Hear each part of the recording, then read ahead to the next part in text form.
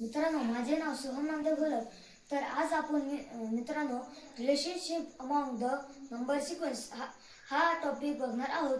तर relationship among the number sequence म्हणजेच काय? तर मित्रांनो, जेव्हा आपण दोन दोन कॉन्झिक्युटिव्ह ऑड नंबर्स ॲड करतो तेव्हा आपल्याला स्क्वेअर नंबर भेटते. जसे 1चा स्क्वेअर नंबर 1, 2चा square number is equals to 1 plus 3 is equals to 4, 3चा square number 1 plus 3 plus 5 is equals to 9.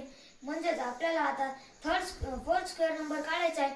तर आपल्याला पहिले 4 कॉन्झिक्युटिव्ह ऑड नंबर ॲड करावे लागतील. तेव्हा आपल्याला फोर्थ स्क्वेअर नंबर भेटेल.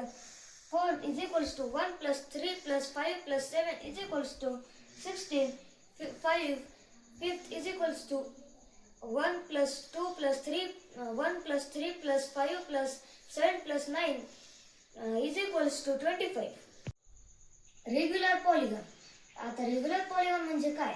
तर जे शेप आपण रेग्युलर येतो जसे की ट्रायंगल, स्क्वेअर, पेंटागॉन त्याला आपण रेग्युलर पॉलिगॉन म्हणतो. आता रेग्युलर पॉलिगॉन म्हणजे काय? They are close shape form by the line segments. आता रेग्युलर पॉलिगॉन जसे पेंटागॉन, ट्रायंगल हे सगळे क्लोज शेप असतात आणि ते लाईन सेगमेंटने फॉर्म झालेले असतात. That have a equal side. त्यांना इक्वल साइड असते आणि इक्वल अँगल्स असतात. Example pentagon. Regular polygon.